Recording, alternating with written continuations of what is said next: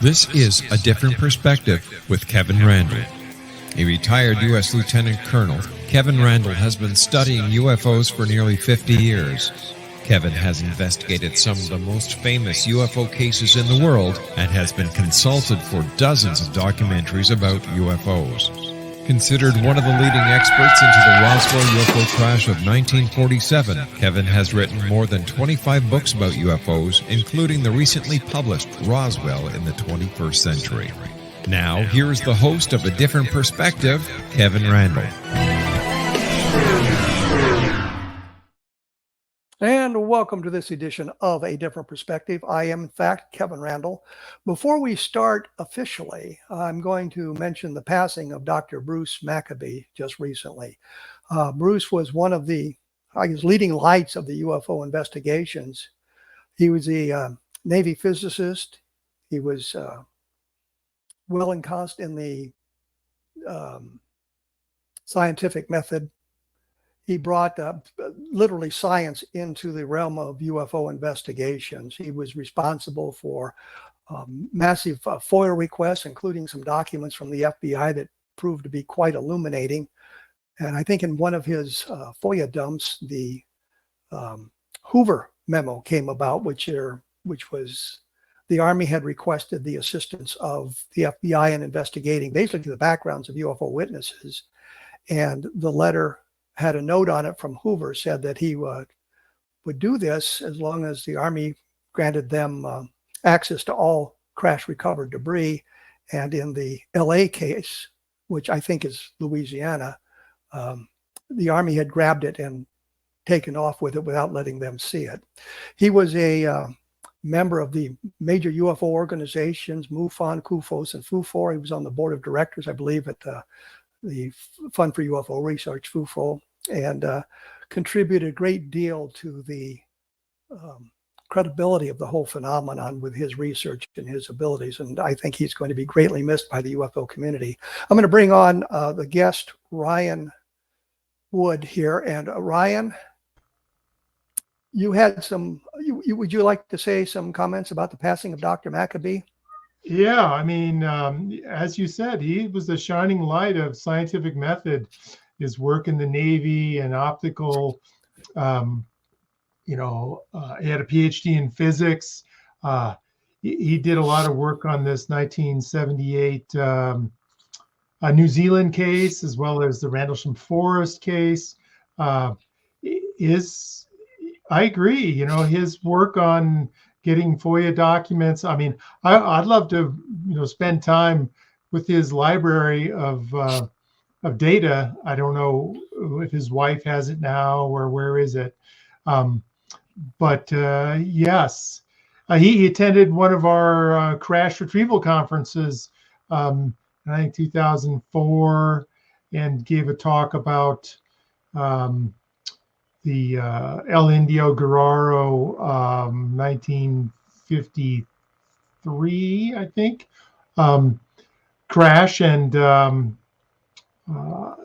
I had supplied him with some White House phone records that showed that the White House switchboard was abuzz on that date compared to normal environments.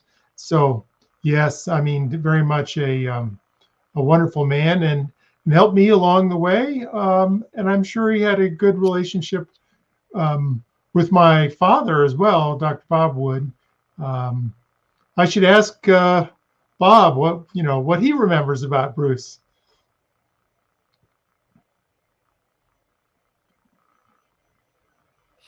Well, the other thing I should have mentioned, I did an interview with him a number of years ago on this program, and if you go to my blog, kevinrandle.blogspot.com, you can listen to our discussion about UFOs and the things that he had investigated. I think that while I think all of us disagree on certain cases periodically, and it's only inevitable that will happen, but I think that he always presented a cogent and intelligent argument for his position, whatever it might have been. So he's one of those that'll be greatly missed by the UFO community. And I hope that the latest round of congressional investigations, they at least tried to tap into that source of information before he passed. I think the other thing, I'll check with David Muller, who's putting together the UFO archives in Albuquerque, and see if there's any arrangements there, or if there's been any contact, because his files, I'm sure, would be just extraordinary. Yeah, I mean, it reminds me of moving along. As you know, my guest is Robert. Oh, I mean, it reminds me of Stanton Friedman and go ahead. Bequeathing of his files to university in Canada for their archive and so forth. So I hope that Bruce's estate does that too. I think. Well, I was going to say, I think the one thing I've been contacted by David Muller as well, and I'm just wondering if the thing to do there, I'm going to take some of the records down to him when I visit Roswell this summer, is for him to copy, and then either give me the copies and keep the originals, or give me the originals back, because my research isn't over, and at the end I can give everything to him when I finish with the research. Let me introduce officially Ryan S. Wood. As you can see on there, he was born in Maryland in 1955, and I'm not going to hold that against him. He was first interested in UFOs when his father, Dr. Robert Wood, was engaged in deciphering the physics of UFOs while managing a research project on anti-gravity for McDonnell Douglas. In 1978, he graduated from Cal Poly San Luis Obispo, that's a long name, with degrees in mathematics and computer science. Ryan is now regarded as a leading authority on top secret classified Majestic 12 intelligence documents, and in the 1941 Cape Girardeau, Missouri UFO crash, among other things. He is the author of Majic Eyes Only in a recently updated version, and he's got another book out, which I do not have written down on my notes here. So yeah, I'm sure he'll let us know what it is when we get a chance.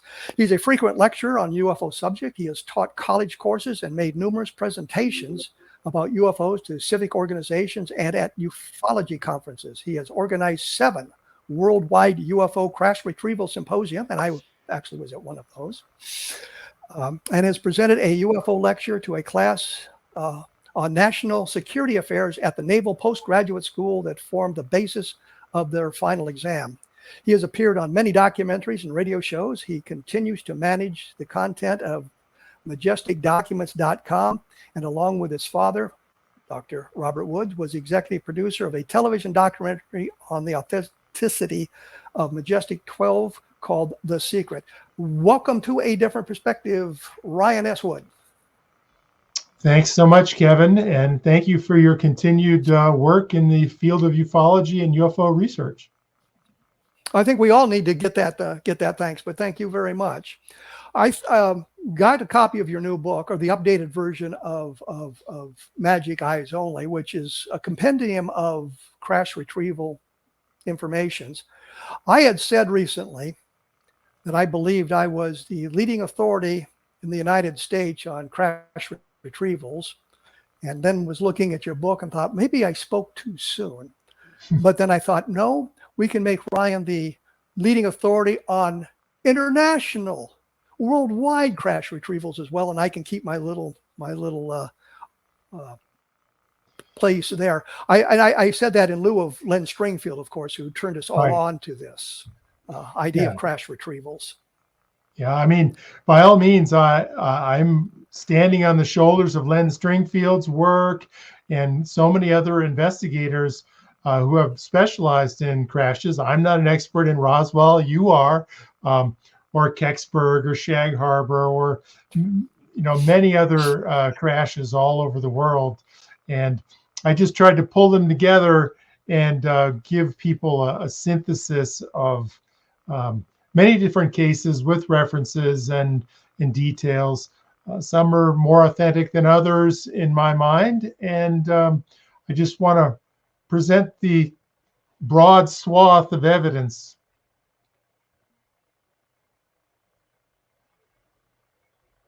Well, here's a question that is rather trivial.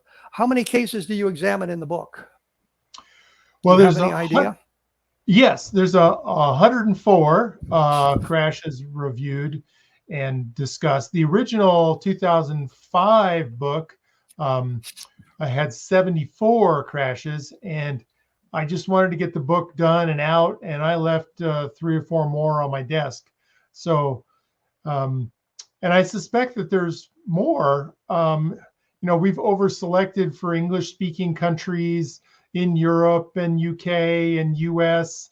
We don't have good visibility into Russia or China or Africa. And I suspect the true number is probably in modern times, since the 1800s to present, more like 200 or 250. Well, I know in my book, Crash When UFOs Fall from the Sky, there are 118 crashes reviewed. And I know this number because somebody in writing the review said there are 118 crashes revealed in this book. And many of them, although we lace them in books about crashes, I think are probably not UFO crashes. They're other things. I think, for example, there are some listed in my book, at least, that came from Project Moondust.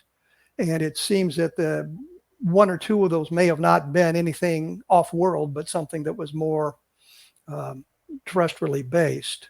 So I went in that direction, but I think, and I noticed that some of the cases that you talk about in your book, I talked about in mine, and we disagree on the conclusions there. And we'll get into that in just a moment. And I say just a moment because I'm coming up on a break here, and I don't want to get something started interestingly before we can get into that. I will mention this, that we need to talk about Trinity, of course, which is Jacques Vallée's book about a crash in San Antonio, New Mexico in 1945, although the original date was 1947 for that crash. And I think we need to talk about, Aurora, Texas. Ubatuba, you mentioned in your book, and you give the date of September 1957. And I don't know if you caught it in some of the discussions with Jacques Vallée that he labels it in the early 1930s now. He said that the dates were wrong on that, which changes the complexion of the story significantly. And I was surprised by that as well. I listed it the same as you did in 1957.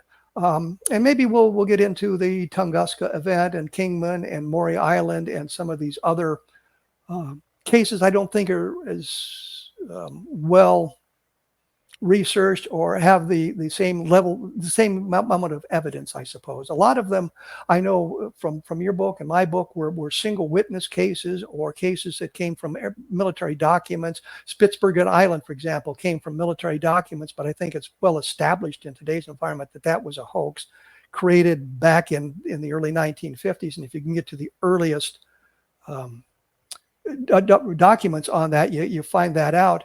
Although it did generate classified traffic through the Air Force in 1952, which gave it a legitimacy that it may not have deserved. Anyway, I'm here with Ryan Wood. His book is called Majic Eyes Only. It's updated, as we've just talked about, with many more cases available. My Roswell book, the latest one, is Understanding Roswell, and the mentioned before, Roswell in the 21st Century, I think it updates a lot of that material. So we'll be back right after this to talk about UFO crash retrieval. So stick around.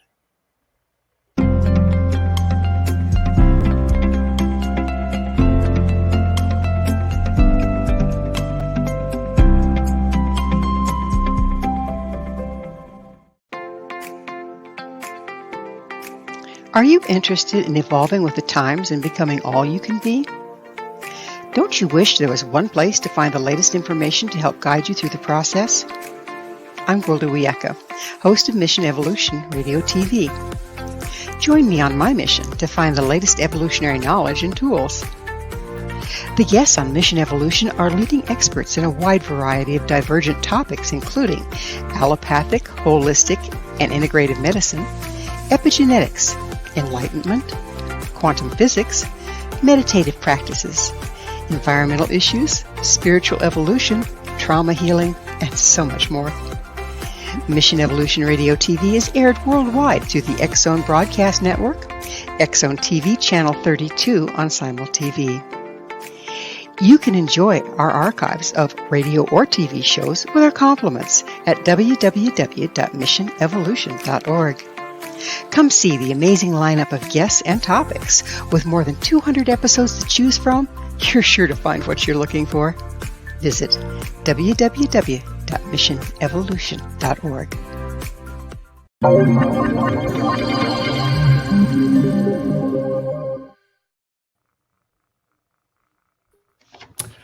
And I am here with Ryan Wood. We're talking about crash retrievals, or we will be talking about those in just a moment here.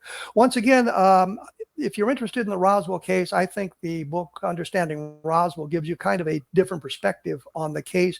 It goes into depth into the backgrounds of some of the important witnesses that hadn't really been reported on before. And I think that gives it a sort of a different well, as I said, a different perspective. And it also exposes, I think, some of those who were, shall we say, less than candid in their stories. And I'm thinking of Glenn Dennis and Jim Ragsdale, for example, Frank Kaufman, who were less than candid in what they talked about. Yeah, I have a list of the crashes that are mentioned in your book that I found interesting as well. And I thought about doing it in chronological order. And then I decided, no, I don't want to do that. It's too much trouble.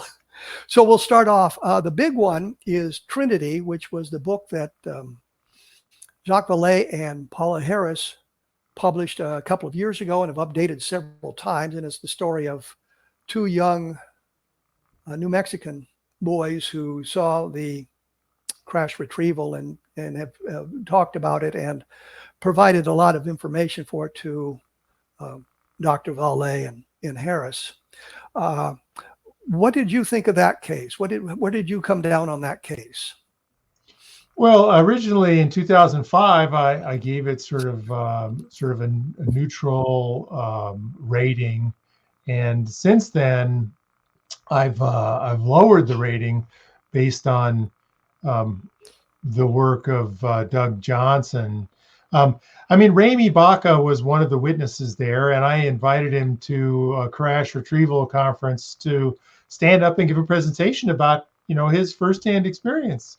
And had his plane tickets on the schedule. He sent me his slides and so forth. But, at the last minute, he was a no-show and sort of canceled his appearance. And I ended up giving, a brief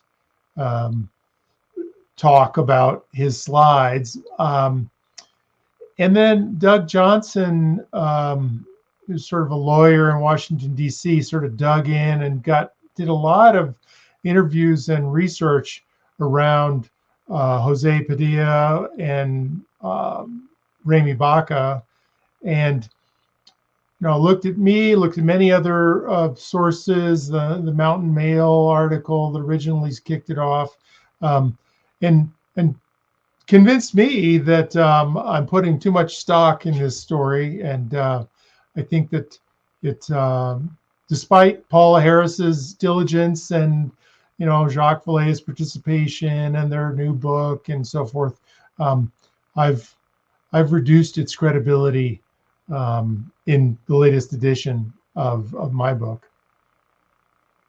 Well, I had talked to both Sandra Friedman and Don Schmidt about this.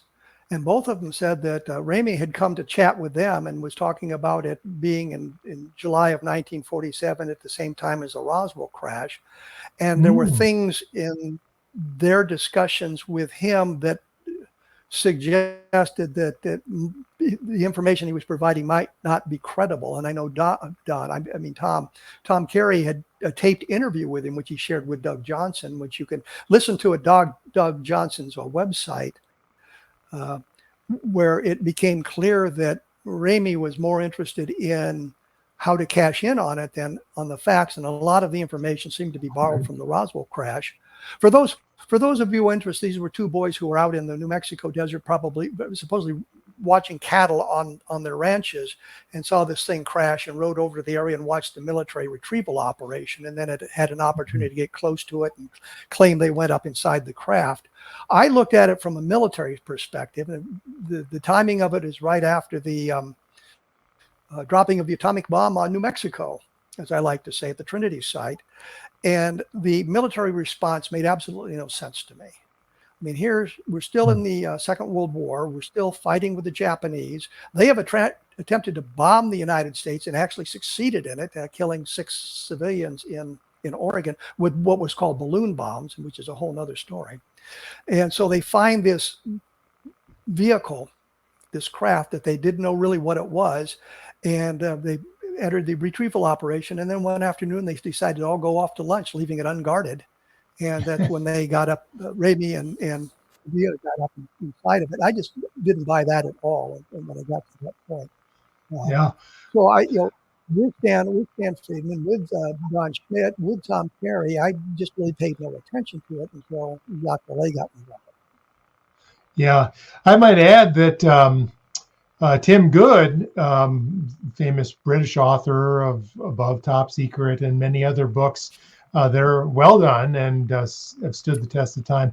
I interviewed Ramey Baca and paid for a scientific analysis of the aluminum part that Ramey had, and he wanted to use it in his book, but Ramey said no, and that sort of pissed him off.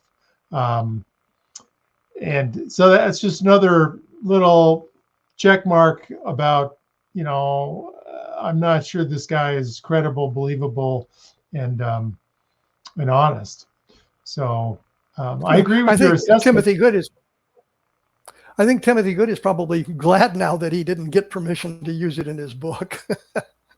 Right. But to be fair, I mean, we all who write books and continue the research may have believed in a case at one point and learned that it was not credible. And at another point, maybe a case we didn't think was credible turned out to have much more documentation than we thought. So we have to keep reevaluating the whole field periodically to make sure we haven't made some kind of a tactical error.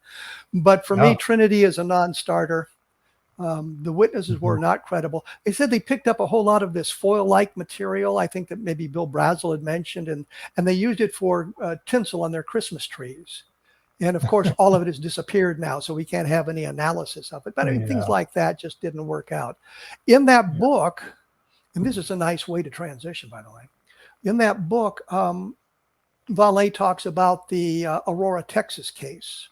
Give us a little bit of background about that and where you come down on that case in today's environment. Yeah, well, the foreword was written by Jim Mars in my book Majic Eyes Only, the original, and I kept it again. And he was a lead investigator on the Aurora, Texas, 1897 event, so to speak. What was interesting is that in the Majestic documents, there's a mention of, we're going to research all the way back to the 1897 Texas case. I think it might have said Aurora, Texas, but it said Texas. There's a historical marker at the site. The basic story is that a rancher heard or saw a UFO crash into his weather vane. Yeah, right. Judge Proctor, yeah.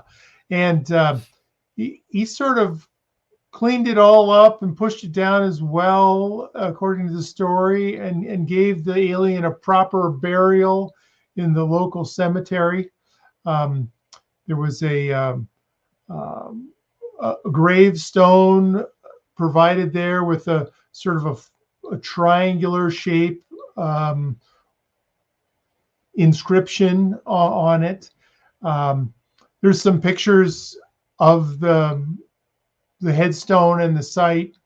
Later on, not quite sure when, the headstone disappears and the alleged parts that were confirmed with a metal detector by one witness disappeared and were dug up, presumably by the military or MJ-12 or interested citizens. I don't know. But that's the basis of the story. There's a fair amount of radiation damage to Proctor's hands and so forth. So it's interesting in that you got a newspaper, you got a decent investigation, you've got some parts, you got some physical evidence, and I find that just the basic hallmarks of a crash retrieval.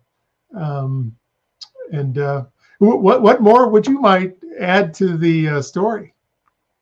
Well, having been there long before, not that long, I lived in Texas in the early 1970s, and I went out and investigated and walked the area. A number of the townspeople were involved in cleaning up the debris as well, according to the story, and they talked about it. The problem is there were 2 books written about Wise County, auroras in Wise County, Texas, in the decade that followed the 1897 crash. I was at the Wise County Historical Society, and neither one of them mentioned a thing about it, which I thought was kind of suspicious. The other thing is there was a guy that I interviewed at the time, and his hands were very deformed by arthritis. And I talked to him, and he had been alive in 1897. This, like I said, the early 1970s. So he was easily, in his late 70s, early 80s. And he said nothing happened there. Later on in documentaries, you'll see the same guy with his gnarled hands saying, yes, he remembered the whole thing. So I was kind of turned off by this case. I went to the cemetery. If you go to my blog, there's actually pictures of the cemetery prior to all the interest by other people. And I'm not sure if I was actually the first guy to get there to investigate it. I know the guy out of Hayden Hughes out of Oklahoma City got there fairly early as well.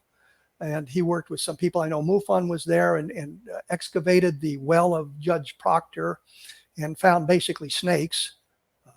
Not a whole lot of interesting debris and that sort of thing. So I kind of pass on that one. So I think we're kind of at a different point based on where our research took us.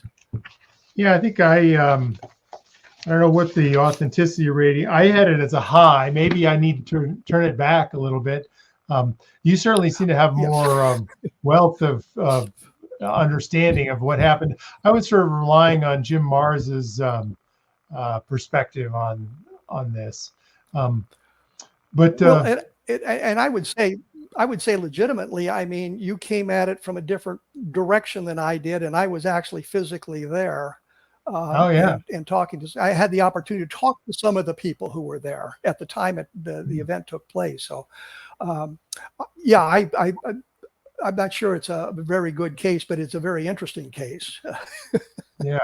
Well, I mean, this is sort of the nature of crash retrievals. It's trying to determine precisely when and precisely where these things happened and get some hard corroborating evidence. And that's the, I would welcome your editing of my chapter on that event, because you know a lot about it, and I relied on Jim Mars and others. Well, and that's the one thing that I do. I call it chasing footnotes.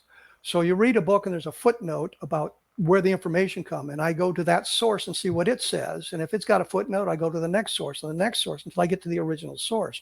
And sometimes what's said in the original document doesn't exactly match what's being reported by everybody else. So an awful lot of the authors, and I know you do your research in depth as well, don't do that. They read it somewhere and they just copy it, and they don't bother to try to verify that information. So that's something we'll take a look at in the next segment, which is coming up just about now. So please stick around.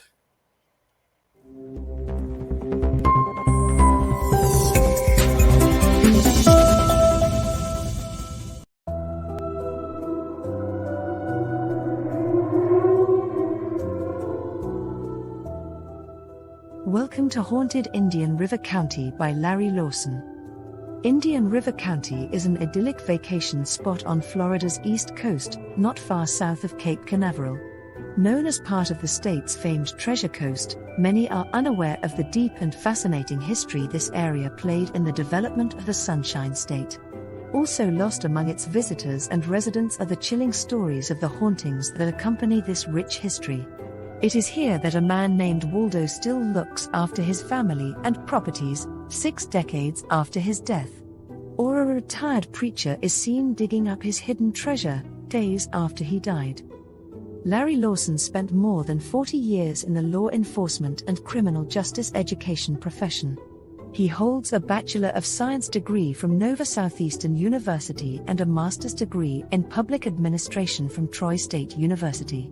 He serves on the board of directors of the Indian River County Historical Society, is the director of the Florida Bureau of Paranormal Investigation, and is the owner of Indian River Hauntings, LLC, where he provides historical and paranormal tours and events. He has been actively researching the history and paranormal legends of the Treasure Coast of Florida since 2010. Larry is currently the host of Paranormal Stakeout radio TV show on the Exozone Broadcast Network and the past host of Encounters with the Other Side on WPSL Radio in Fort Pierce, Florida. Pre-order your copy of Haunted Indian River County by Larry Lawson on Amazon.com today.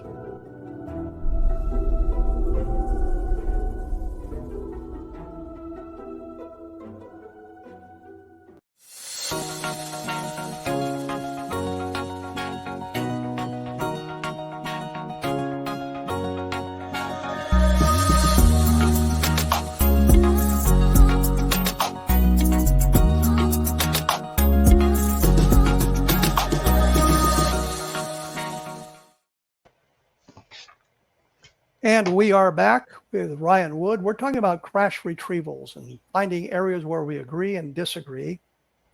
And I think that we're, providing some good information from all perspectives here. I mean, you've gathered an awful lot from investigators who believe a crash may have happened.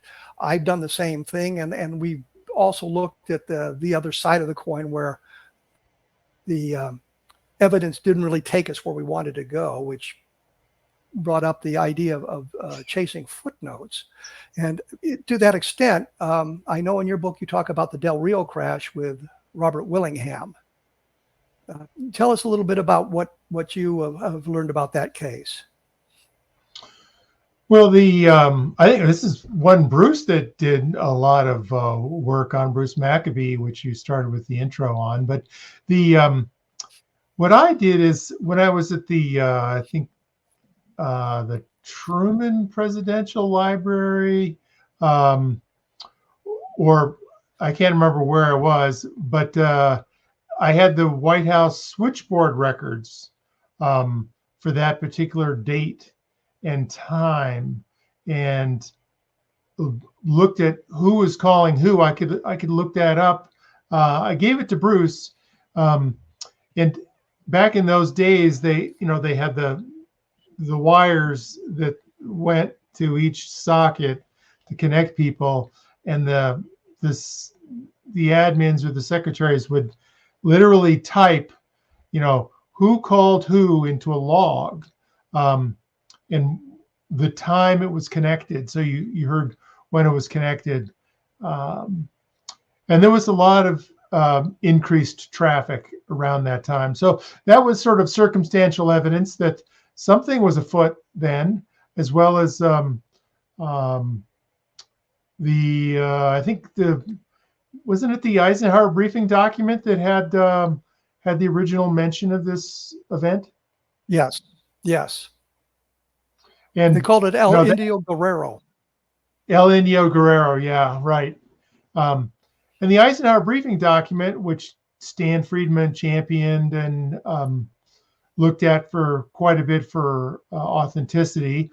And my father found a couple more sources provided copies that were different subtly from the original undeveloped Tri-X film that was mailed to Jamie Chandray in Los Angeles in 1984. Was it 84 or 87? I think it was 84. 84, yeah. I think it was 84. 84. And that launched a lot of interest in, the whole subject of leaked documents, and was sort of the first document to leak into the scene. And continuing on that theme, then the next major event was the Special Operations Manual in 1994, mailed to Don Berliner, postmarked Bliss Cross, Wisconsin, which is, in my opinion, one of the most stunning and authentic field manuals on how to recover crashed UFOs and how to create a cover story, where to ship the parts, the bodies, etc. And that's all on the specialoperationsmanual.com website. Well, did you rely a great deal on Robert Willingham's information that he supplied to, I guess, Todd Zeckel originally, and his affidavit? I think it's mentioned in Willingham the being the Air footnote. Force. What I'm getting at here is, and I mentioned following the footnotes, when I was doing Crash When UFOs Fall from the Sky, and I'd done an earlier book called A History of UFO Crashes, and the Del Rio case was featured in there with the information from Colonel Robert Willingham. And as I was putting together the Crash book, which was like 15 years later, I thought, what's new in the world of this case? And I began looking it up and came across Robert Willingham, who we had the affidavit. I think Don Schmidt sent me a audio clip from the record that UFOs had created back in the time with Robert Willingham talking about it. And I know Noah Torres, and I'm sure you know that, and Robert, can't remember Yarte's first name, Alexandro Yarte's book on the other Roswell relied a great deal on Willingham's information. So I learned that they hadn't bothered to check his records, and I could find no evidence that anybody else did. So I tried to check his records, and what I came up was he was not a colonel, fighter pilot. He had been a low-ranking enlisted man who technically was a veteran of World War II. He signed up for the Army in December of 1945, and the war wasn't declared officially over until the middle of 1946. So anybody who served up into that in that period was considered a veteran of World War II. But he had spent 13 months in the Army, rose to the rank of E4, I think it was, which is fairly low enlisted grade, was not a colonel. The pictures they had of him in uniform were pictures of him in a Civil Air Patrol uniform. And if you blew up the pictures, you could actually see the Civil Air Patrol insignia rather than the Air Force insignia. And when I checked his record, I couldn't find anything else about him, and yet he claimed to have retired as a colonel. And I think that kind of it's a problem. Destroys his involvement. Yeah. Did you get his National Personnel Records file from St. Louis? I got the parts that were, at that time, they considered everybody information. A number of years ago, the reason I'm stumbling around here, I got to kind of got to explain this. A number of years ago, you could write to St. Louis and they would send you an awful lot of data. Then the Privacy Act was passed and they limited it to what was considered public information. I got the public information. In the Air Force, there was also, was it the Air Personnel Reserve Center, Air Reserve Personnel Center, but it was in Denver at the time. And I contacted a number of people there about it. His record should be there. And they could find absolutely nothing that suggested he had been in the Air Force. He had not been a fighter pilot. I had an opportunity to talk to a number of fighter pilots about the story that he was injured, badly injured, and couldn't fly fighters anymore because of the problems. So he was transferred to the reserve, and then they could fly fighters again. And I talked to him, and he said, no, the problem is if you're injured and can no longer handle the stresses of ejection, you cannot transfer into the reserve and stay as a fighter pilot. So, I mean, a lot of his story collapsed in that method. And unfortunately, a lot of the Del Rio case is based on what he said. Len Stringfield, in his first monograph on UFO crashes, had the date as 1948, I believe it was.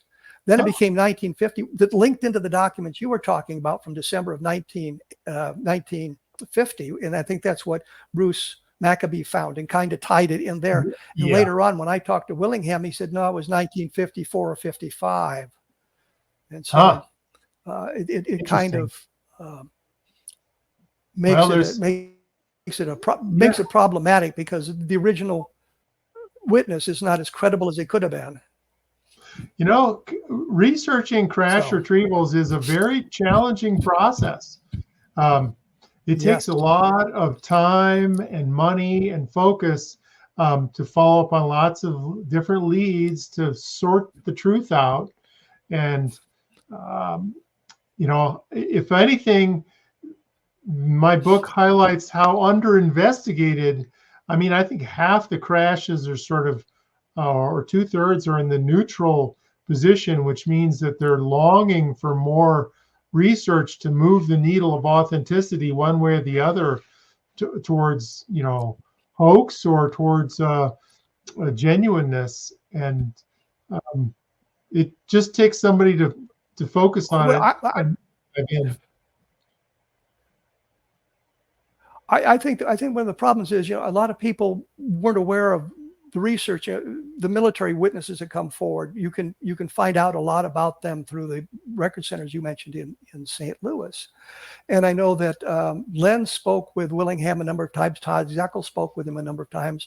I spoke to him, I think, once. Noah Torrey and Alexandro had interviewed him at great length, and I think there were clues there that they just didn't catch. I happened to be lucky because as a child I had been in the Civil Air Patrol, so I recognized the uniform immediately.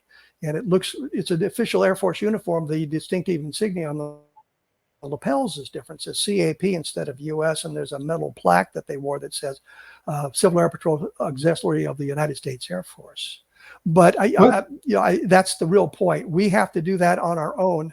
And we have to spend our money traveling to these places, finding the witnesses, and trying to put together the best case we can. And sometimes we get fooled. I'll freely admit, I believed Frank Kaufman for a decade. And here was a guy who was telling wonderful stories about his involvement in the Roswell case and his being a member of the 9, who were the official guys running the crash retrieval in Roswell. I believed his story right up until the time it blew up in my face. So I understand all of that, and it's something that I think a lot of people do not understand. And I've mentioned some of the highlighted cases that I found interesting that you and I could discuss, suggesting that, you know, there's a dichotomy of where we go and there's other information out there, and we should look at all of that information. I try to, in my books, when I put in footnotes, I try to put information from both sides if I've come across that information. And sometimes you don't come across it, or sometimes it's clear the information is unreliable, and you really don't want to point somebody to a place where they're going to get caught up in that. I think when we come back in just a few minutes here, I think we need to talk about some of the good cases, like Kecksburg and Shag Harbor, specifically Shag Harbor, which I think is a wonderful case with a lot of documentation, and talk a little bit about your research into that case. And this was an object that was seen by multiple people, could have been investigated by the Condon Committee because it happened on their watch. And they said, no, it was just a bunch of teenagers having a good time, and they blew it off. And here was a chance for them to actually investigate a crash retrieval and get some very good information. And I think that's one of the cases we need to kind of talk about as well, because it takes us in that direction. And then if we have some time left, maybe we can talk a little bit about Ubatuba or Kecksburg. I mean, Ubatuba has physical evidence that is quite Ubatuba controversial, as you well know. Yeah, I mean, I love that magnesium part. Yes, and the investigation and the analysis that the Air Force conducted, and the Lorenzens from APRO conducted, and Peter Sturrock conducted, brings it into a much stronger place. So we will talk about those. I'm kind of stretching here because we're almost out of time in this segment, and I wanted to have a little bit of time to talk about these other good cases that we might have wanted to talk about. I also want to mention, for my own benefit, I've done a great book on Levelland, cleverly called Levelland, which deals with the Levelland sightings of 1957. I've done a book on Socorro called Contact in the Desert that deals with the Lonnie Zamora sighting, which is a very good case with physical evidence and all of that. Not a crash, but a landing as opposed to that. So we'll get into some of that when we come back in just a few minutes. So please stick around.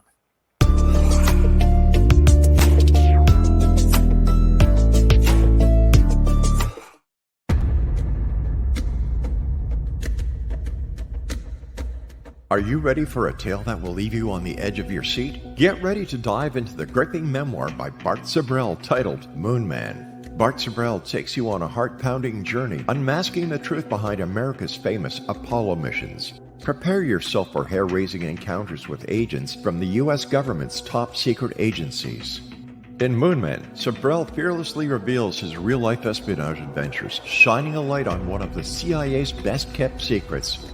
Brace yourself for shocking revelations, including Sibrel's discovery of privately recorded audio exposing an Apollo astronaut's chilling plot, a plot orchestrated by the CIA. That's right. As Sibrel unveils this groundbreaking evidence, it becomes clear that there is much more to the Apollo missions than meets the eye. Could it be that we've been deceived all along? Moon Man is a gripping page-turner that challenges everything you thought you knew. It's a mind-bending journey into the unknown, where the line between truth and fiction becomes blurred. Don't miss this opportunity to uncover the secrets hidden for decades. Let your curiosity guide you as you join Bart Sibrel on his quest to find the truth. Moon Man, available now at Sibrel.com. That's Sibrel.com.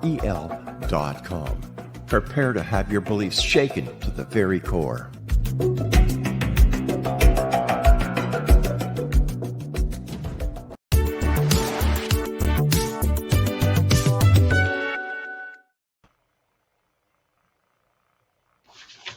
I am joined by Ryan S. Wood. We've been talking UFO crashes, and I think we've delved a little bit into the cases that are controversial, as opposed to the ones I think that both of us kind of accept.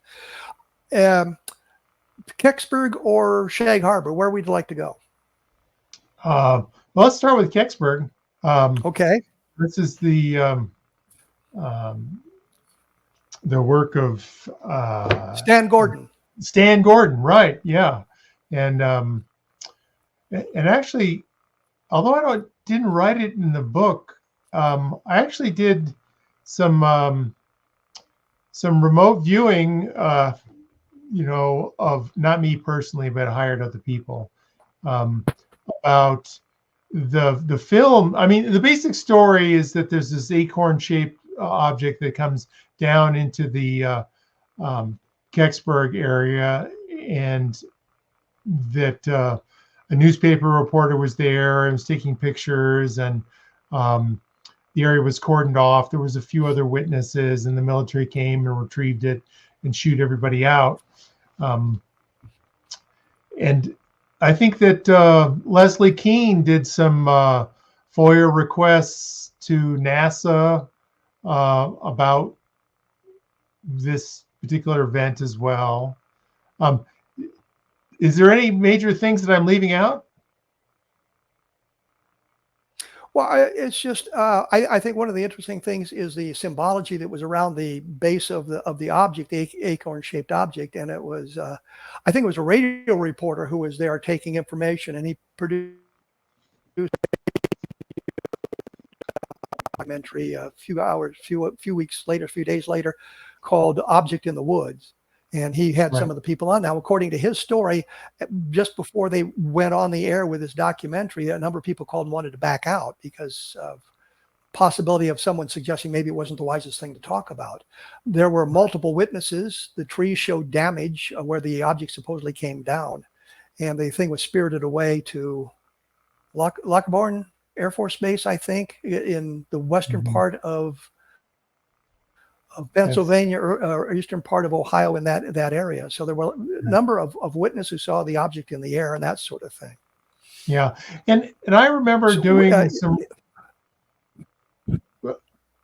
I remember doing some research about that radio person, and I actually found that he was in California, and I think I had some email correspondence with him, but he died mysteriously on the Ventura High, or the California 101 in Ventura, in his Volkswagen bus.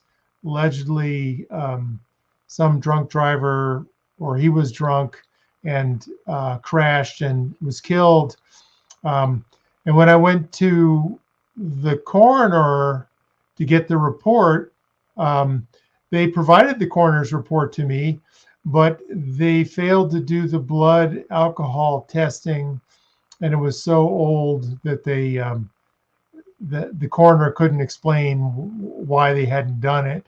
And actually, the remote viewing said it was murder and not a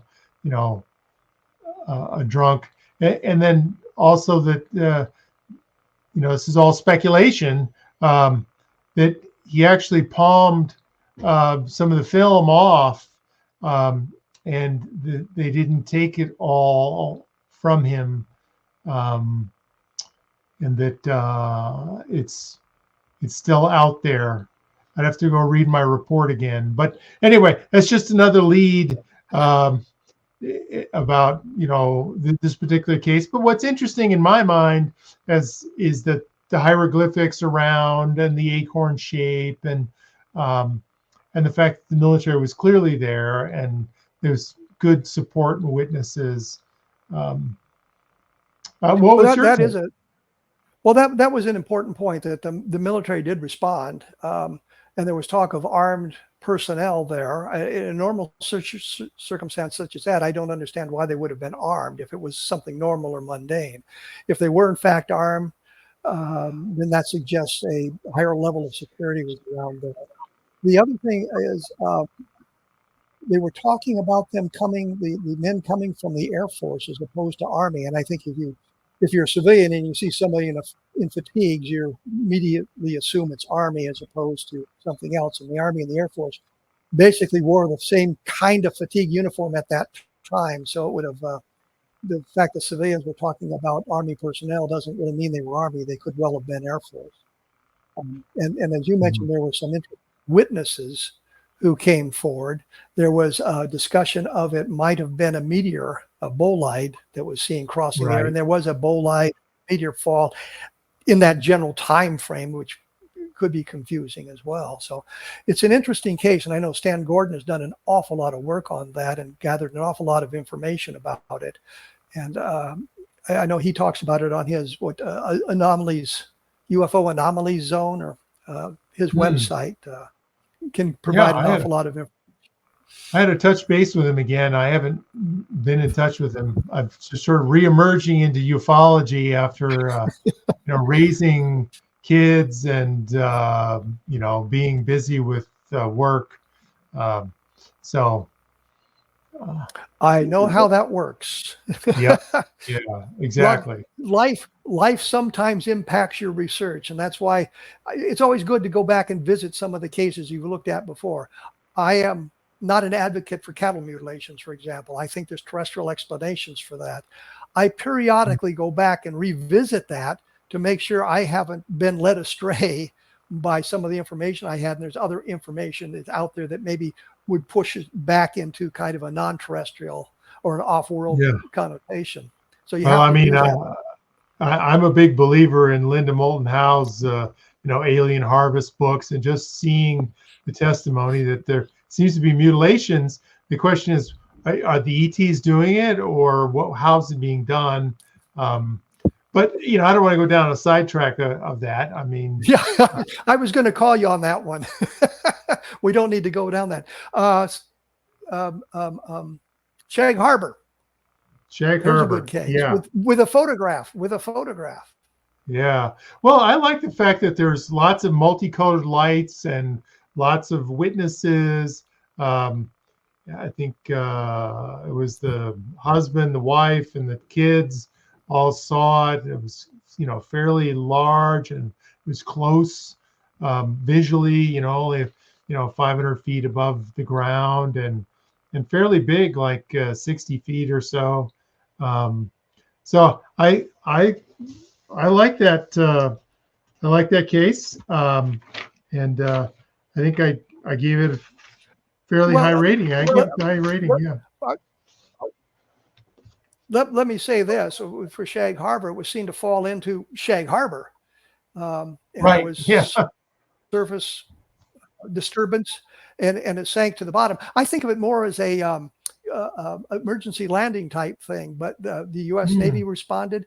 Chris Stiles and Don Ledger found documentation from the Canadian government. Clearly something happened there, kind of like Roswell, something happened there.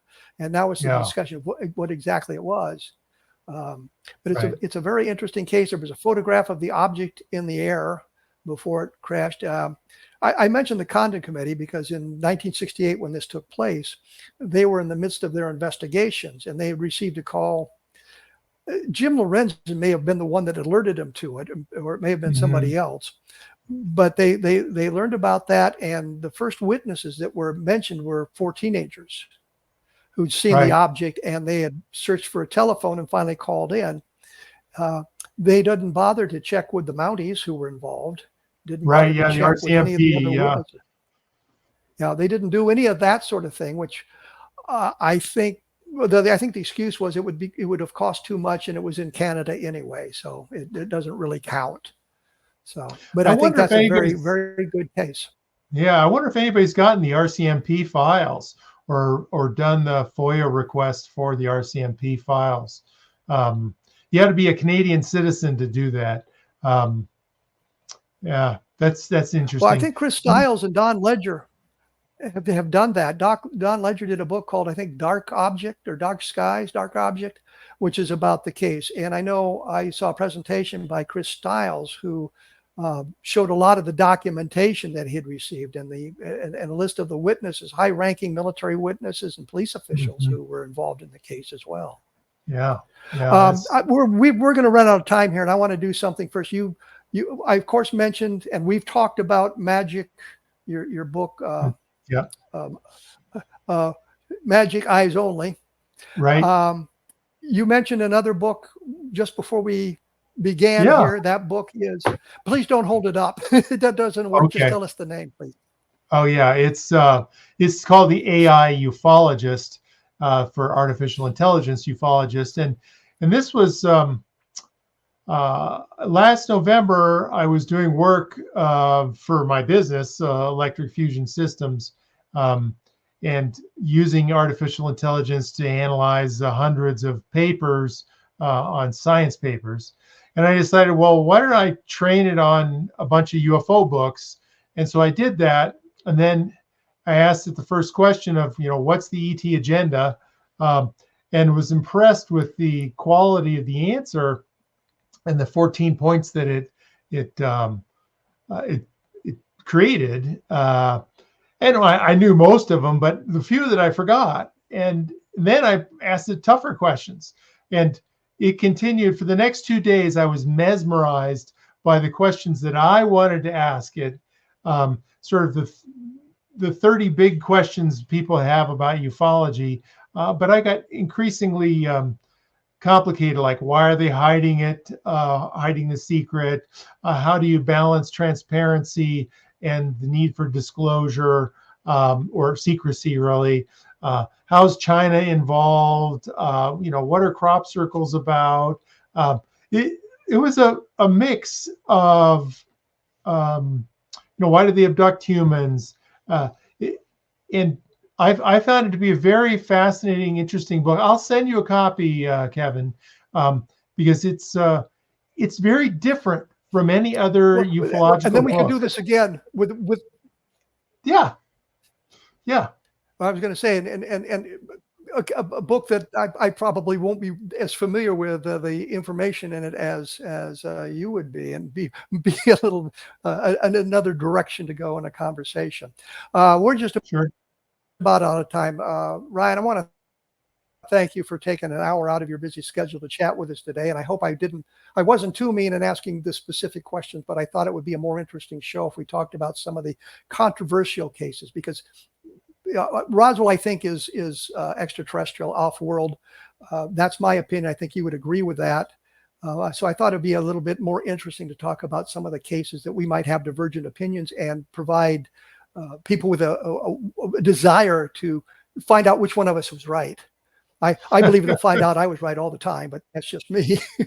So once again, thank you so much, Ryan. I appreciate you taking your time. Thank you again, Kevin. You have a good day. Thank you very much. Okay. Once again, for those of you interested, my latest science fiction novel has just come out. It's called The Interplanetary Defense Force. It's available on Amazon. It's a science fiction novel. There may be some references to UFOs in it. I don't know, remember exactly what I wrote. Anyway, we'll be back next week with another guest. So thank you for tuning in.